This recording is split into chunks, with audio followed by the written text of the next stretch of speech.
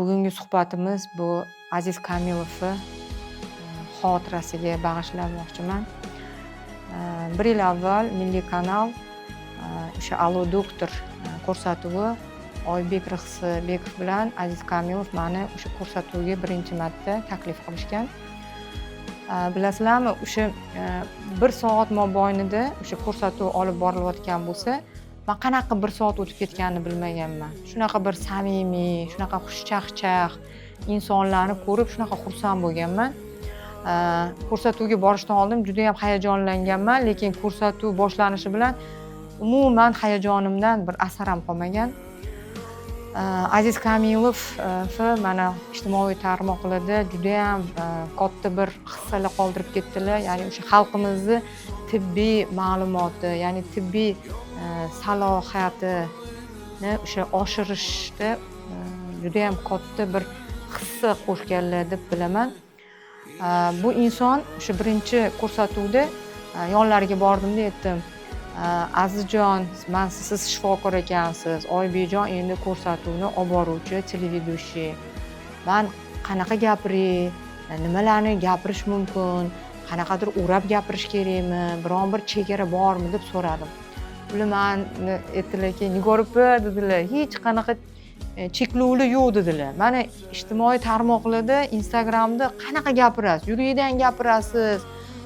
Nima deydi, sizni shuning uchun chaqirdik bizni. Bu ko'rsatuvda ham xuddi qanaqa bo'lsa shunaqa qilib shuni yoritib bering, o'sha kasalliklarni, muammolarni, xalqimizning o'sha dardini, qanaqa kasalliklarni bilmaydi, qanaqa kasalliklar haqida o'sha ma'lumot berishlarini mana hammasini gapirib olsa, shuning uchun biz sizni chaqirdik deyishdi. Shunaqa podдержканы his qildim-da. Mana 1 yil mobaynida shu Alo doktorda juda ham ko'p ko'rsatuvlar olib bordik. Va Aziz Kamilov shu bir kun shu ko'rsatuv mobaynida safarga chiqib ketibdilar. Aytibdilarki, Nigor opam olib borsinlar meni o'rnimga debdilar-da. Qarang, shu darajada meni shu yaqin ko'rardilar. Shu darajada nima deydi, zo'r doktorsiz Nigor opa deb shunaqa gaplar gapirardilar. Men ularga aytardim, sizdagi zo'r doktor yo'q derdim. Ular menga hazillashib, yo'q, siz ham zo'r doktorsiz, xalqdan chiqqan doktorsiz derdilar.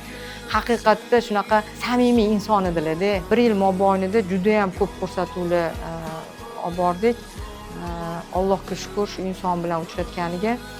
Endi yana bir narsa hozir esimga tushdi. Shu ko'rsatuv boshlanishidan oldin mana shu komandada endi bizning yoshimizdan ham katta insonlarni ko'rdim. Ya'ni o'sha rejissyor, yana boshqa bir o'sha ko'rsatuvni olib boruvchilarni. Ko'rsatuv boshlanayotganda hamma Aziz aka bitta duo qilib qo'ying deyishgan. Men hayron qolganman.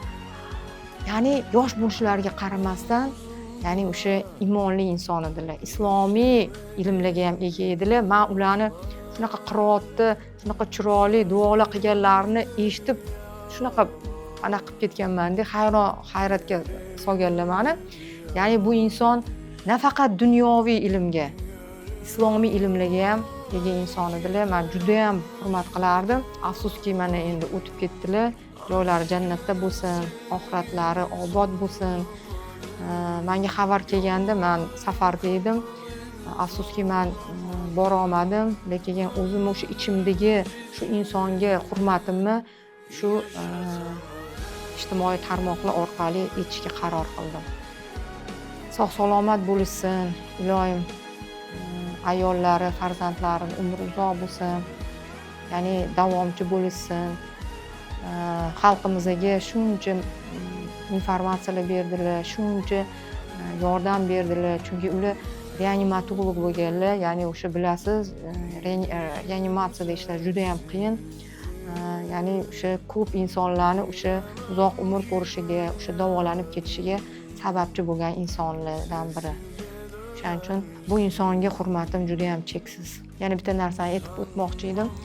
Bir kuni ketma-ket передачаga chaqirishdi deb aytdim, "Voy, men charchadim. Voy, qo'yinglar, men nima qilasizlar, shuncha doktor ko'p-ku" deb aytsam, Nigor opa, siz kelsangiz, ya'ni o'sha xalqimizning o'sha Alo doktorni ko'rish reytingi oshadi deyishganda rosa xursand bo'lganman.